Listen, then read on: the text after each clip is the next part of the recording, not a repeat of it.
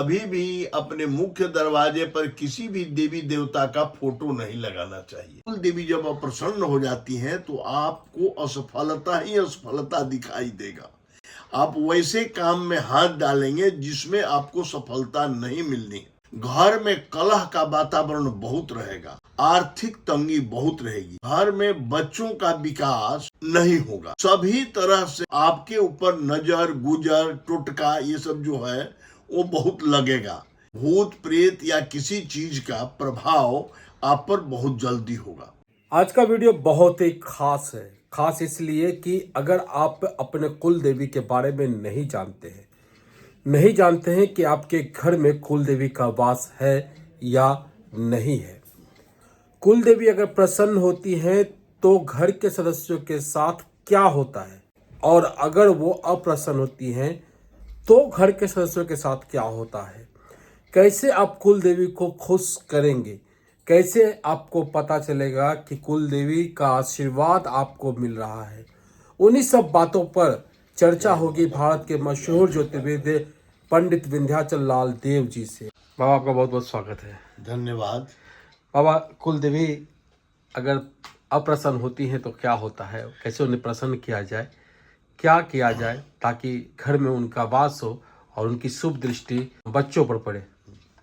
देखिए, हम लोग ज्योतिष शास्त्र में मैंने पहले भी बताया है कि जीवन में उन्नति प्राप्त करने के लिए और अवनति से रक्षा पाने के लिए जो हम लोग जीवन में प्रयोग में लाते हैं, जैसे ग्रह का निराकरण रत्नों के द्वारा, मंत्रों के द्वारा, घर के वास्तु का निराकरण है ना, पितरों का निराकरण जो कुल दो होता है, उसी तरह से एक पार्ट कुल देवी का भी स्थान रहता है।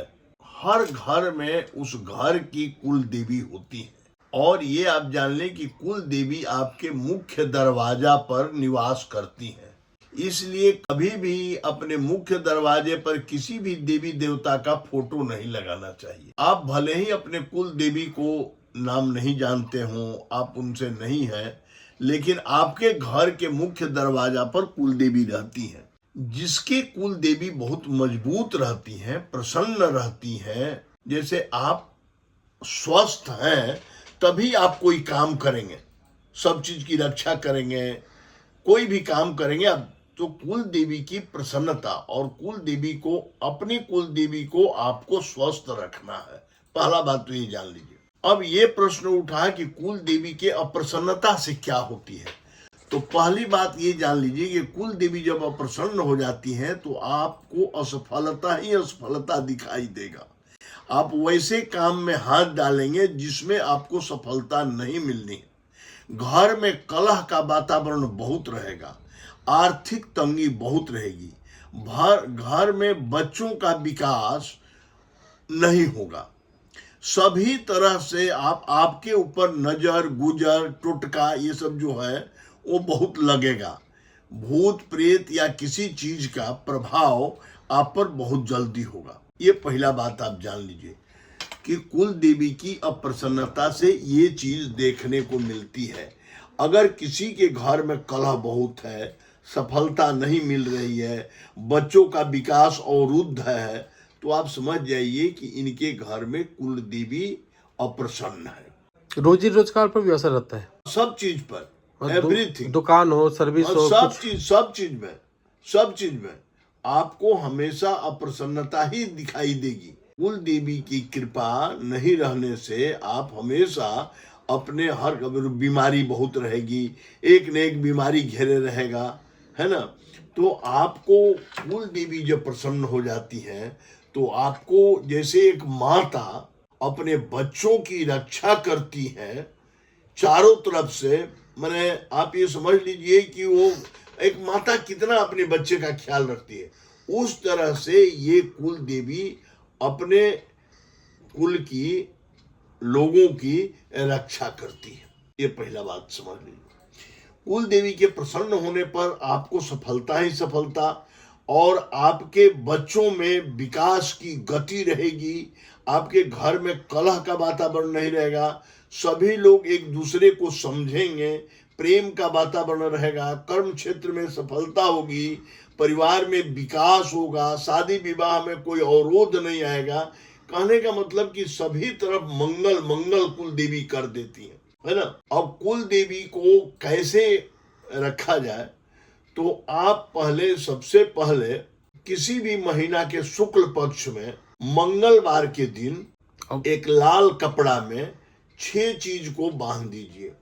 लाल एक रुमाल में कौन कौन चीज, रोली, हल्दी, चंदन पाउडर, उसके बाद कोयला, भस्म और लोहबान, ये 6 चीज को आप लाल कपड़े में मौली से बांध दीजिए और अपने दरवाजे के ऊपर, मुख्य दरवाजे के ऊपर अंदर टांग दें। कुल देवी की पूजा जो है कैसे करनी चाहिए, अब उस मंगलवार के एक दिन पहले एक पान और एक सुपारी ले करके आप अपने दरवाजा पर निमंत्रण दीजिए कि हे कुल देवी, कल मैं आपकी पूजा करूंगा, आपको मैं निमंत्रण दे रहा हूं, आप आए और मेरी पूजा को ग्रहण करें और मुझे आशीर्वाद दें, अपनी कृपा हम पर बरसावें, है ना। ये कह करके पान और सुपारी को दरवाजा पर, उस जहां पर आप है वहां पर रख दीजिए अंदर में। इसके बाद अगले दिन आप उस कुल देवी को एक पूजा के पवित्र स्थान पर एक थाली में ये जो मैंने 6 चीज बताया उसको बांध करके रखिए। उसके बाद पूजा में जितनी चीज चाहिए, रोरी, चंदन, धूप, दीप, नैवेद्य कई तरह का रहना चाहिए। और चूंकि वो कुल की देवी है, इसलिए घर के द्वारा बना हुआ नैवेद्य बहुत ही वो पसंद करती हैं, जैसे पूड़ी हुआ, खीर हुआ, पुआ हुआ, हलवा हुआ, ये सब बना करके। इसके बाद 2-4-5 तरह की शुद्ध घी की मिठाई भी अगर बाजार से ले आते हैं तो बहुत अच्छी बात है। इसके बाद फल ले लीजिए, केला, सेब, अनार, ये भी आप वहाँ रखें। अगर ड्राई फ्रूट्स है, काजू, किशमिश, इसको भी थोड़ा रख दें। बहुत की जरूरत नहीं है, थोड़ा ही थोड़ा सब रखिए। इसके बाद एक माला उनको पहनाइए, धूप दिखाइए और कम से कम 11 दीपक जला के हर दीपक को उनको दिखाइए और उनके चारों तरफ रख दीजिए। प्रसाद रखने के बाद, माला पहनाने के बाद 108 लाल फूल से, चाहे वो फूल गुलाब का हो या अड़हुल का हो, उससे हर फूल से कुल देव्यै नमः कह करके उन पर अर्पण करें, चढ़ावें।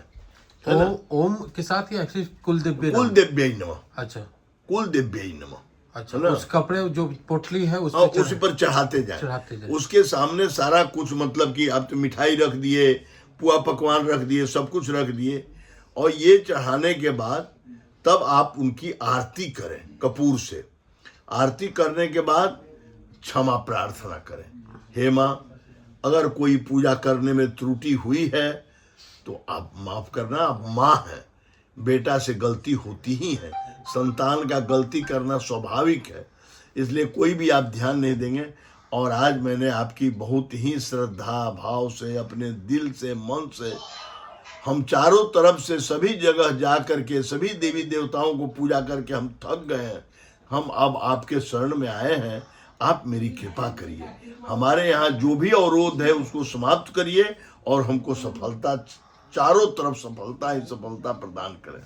इस पूजा में कोई सावधानी भी बरतना हो चाहिए? इसमें पोटली जो है वो घर के पुरुष बांधेंगे, और महिलाएं की अगर पीरियड वाली समय है तो उस पूजा में भाग नहीं लेंगे। नहीं। और ये सामान वगैरह जो भी आपने पूजा करने के लिए बोला, 11 दिया रख करके, वो पुरुष के द्वारा किया जाएगा या पुरुष भी करेंगे, स्त्री भी करेंगे, कोई उससे दिक्कत नहीं, कोई दिक्कत नहीं, सभी लोग करेंगे। पोटली को सिर्फ वहां पे बांधना है तो पुरुष के द्वारा बांधना है। उसके बाद उसको पूजा करके, सारा चीज क्षमा प्रार्थना करके, अपनी बात माँ से कहकर इसके बाद उसको विसर्जन कर देना है और पोटली के पुनः दरवाजे के ऊपर बांध देना है। पोटली लोहे के कांटे में बांधना है या फिर कुछ और? नहीं, उसके लोहे के कांटी में तो नहीं बांधनी चाहिए, पीतल की कांटी हो या लकड़ी की कांटी में पोटली को बांधना चाहिए।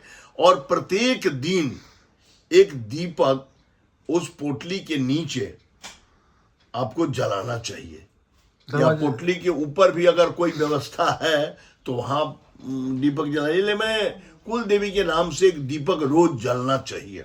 तो दिखा के साइड में भी रख सकता है? हाँ हाँ, साइड में भी रख सकते, कोई जरूरी नहीं कि वहीं पे रखे ना, उसको साइड में भी रख सकते। या फिर जरा धूप दीप जरूर दिखाना है। और धूप दीप से माँ स्वस्थ होती है। जैसे हम लोग भोजन करते हैं तो देवी देवता के लोगों के लिए भोजन जो है वो अग्नि ही है, तो हम लोगों को दीपक जरूर जलाना है। दीपक जरूर जलाना है, वो मतलब कि उनको ऊर्जा देने का काम करता है। और कोई सावधानी वगैरह इसमें? और कोई सावधानी नहीं। अगर आप थोड़ा सा हवन कर सकते हो तो घी और छोटी छोटी गड़ी का टुकड़ा, उससे जरा सा उसमें तिल मिला दीजिए, 2-4 ठो किशमिश दे दीजिए और 108 बार कुल देव्यै नमः स्वाहा, कुल देव्यै नमः स्वाहा यह कह करके हवन भी कर सकते। हवन भी कर सकते हैं। अच्छा, इसको करने का कोई विशेष दिन तो आपने बता दिया कि मंगलवार को, शुक्ल पक्ष में मंगलवार को पूजा करनी किसी भी महीने में, हर महीने में, जिस महीना में इच्छा हो। सर जिस महीने में इच्छा। फिर उसको चेंज वगैरह करने का कुछ नहीं, जब चेंज ऐसा नहीं, जब कोई अशुद्धि वगैरह घर में आ जाए, किसी का मृत्यु वगैरह हो जाए तो फिर उसको नए सिरे से उसकी पूजा करके टांगना चाहिए। तो अगर कुल देवी, ये तो हो गई सारी बातें बाबा, लेकिन एक बार हम फिर से जानना चाहते हैं कि कुल देवी अगर नाखुश हो जाती हैं, नाराज हो जाती हैं, तो क्या असर पड़ता है घर के? थोड़ा सा बता तो दिए आपको। फिर से एक बार बता दिए साधारण भाषा कुल में। देवी यदि अप्रसन्न होती हैं तो घर में अशांत वातावरण हो जाता है, कोई शुभ काम होने में विघ्न आता है। पहला बात, घर में कलह का वातावरण रहता है, कोई भी काम आपको सफल होते होते नहीं हो पाता है ना। घर में सभी लोग, पैसे की भी तंगी होती है, सभी क्षेत्र में आप अप्रसन्न फील करेंगे, घर में बीमारी का वातावरण रहेगा। सबसे ज्यादा तो पूरे घर के सदस्य में आपस में प्रेम भाव नहीं रहता, चाहे सहोदर ही क्यों ना हो। हाँ, एकदम सहोदर की बात छोड़िए, माता पिता में नहीं, पति पत्नी में नहीं, हर आदमी में एक दूसरे के विचार से माने भिन्न भाव रखते हैं। चलिए बाबा, आपने समय दिया उसके लिए आपका बहुत बहुत आभार, बहुत बहुत धन्यवाद। तो बहुत ही आसान तरीका आपको आपके कुल देवी को प्रसन्न करने का हमने इस वीडियो में बताया है। ज़्यादा खर्च भी नहीं है, आपको घर में खुद से आपको करना है।